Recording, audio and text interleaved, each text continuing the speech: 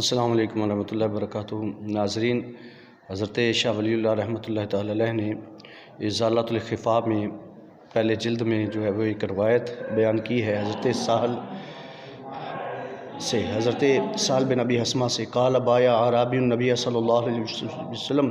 فقال علی للعرابی کہ رسول اللہ صلی اللہ تعالیٰ علیہ وسلم نے ایک دیہاتی سے، ایک عرابی سے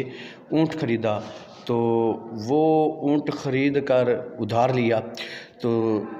لے لیا، اور وہ عرابی جو ہے وہ جب جانے لگا، واپس جانے لگا، تو راستے میں حضرت شیر خدا مشکل کشا مرتضیٰ سیدنا علی المرتضیٰ کرم اللہ تعالیٰ وجہ کریم کھڑے تھے، تو انہوں نے اس کو کہا ایت النبی صلی اللہ تعالیٰ علیہ وسلم فسألہ ان اتا علیہ اجلہ من یقضیہ، کہ جا کر یہ رسول اللہ صلی اللہ تعالیٰ علیہ وسلم سے پوچھ کہ یا رسول اللہ، اگر آپ کے پاس موت کا فرشتہ حاضر ہو جائے اور موت حاضر ہو جائے تو پھر جو ہے یہ میرا قرض کون ادا کرے گا؟ فاطل عرابی النبی صلی اللہ علیہ وسلم فسالہ،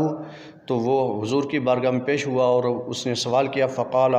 یقضی کا ابو بکر، یہ قرض جو ہے وہ ابو بکر ادا کرے گا۔ فخرج الی علی واخبرہ، وہ واپس حضرت شیر خدا کے پاس گیا اور ان کو جا کر وہ سارا معاملہ بتایا۔ فقال ارجع فاسألہ ان اتا علی ابی بکر اجلہ من یقضیہ، تو حضرت شیر خدا کرم اللہ تعالیٰ وجہ الکریم نے فرمایا کہ واپس جا اور رسول اللہ صلی اللہ تعالیٰ علیہ وسلم سے یہ پوچھ کہ اگر حضرت شیر خدا کہ اگر حضرت ابوبکر صدیق رضی اللہ تعالیٰ عنہ کو بھی موت آ جائے تو پھر کون ادا کرے گا؟ قال العرابی النبی صلی اللہ تعالیٰ علیہ وسلم فسألہ، فاتن عرابی جو ہے وہ رسول اللہ صلی اللہ تعالیٰ علیہ وسلم کی بارگاہ میں حاضر ہوا، فسألہ، پوچھا، سوال کیا، فقال یقضی کا عمر، تو رسول اللہ صلی اللہ تعالیٰ علیہ وسلم نے فرمایا عمر ادا کرے گا۔ فقال علی للعرابی سلہ من بعد عمرہ، تو عرابی کو کہا حضرت شیر خدا نے کہ جا کر پوچھ کے عمر کے بعد کون ادا کرے گا؟ فقال یقضی کا عثمان، تو رسول اللہ صلی اللہ تعالیٰ علیہ وسلم نے اس کو بتایا کہ تجھے حضرت عثمان غنی رضی اللہ تعالیٰ عنہ جو ہیں وہ یہ قرض ادا کریں گے۔ فقال علی للعرابی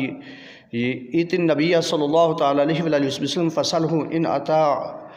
ان آتی علی عثمان اجلہ ان اتا علی عثمان اجلہ من یقضیہ، کہ اگر عثمان کو بھی موت آ جائے تو پھر کون ادا کرے گا؟ فقال صلی اللہ تعالیٰ علیہ وسلم، تو نبی کریم صلی اللہ تعالیٰ علیہ وسلم نے فرمایا اذا اتا علی ابی بکر اجلہ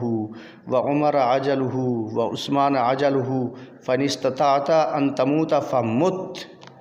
کہ حضور نے فرمایا کہ اگر ابو بکر کو بھی موت آ جائے، عمر کو بھی موت آ جائے، عثمان کو بھی موت آ جائے تو پھر تیرا زندہ رہنے کا کیا حق ہے؟ پھر تو بھی مر جا۔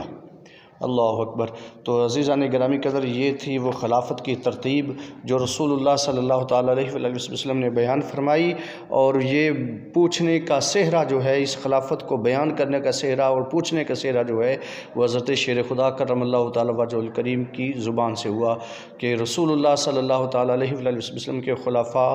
کی وضاحت ہو گئی، اور اسی ترتیب سے جو ہے وہ رسول اللہ صلی اللہ تعالیٰ علیہ وسلم کے خلفاء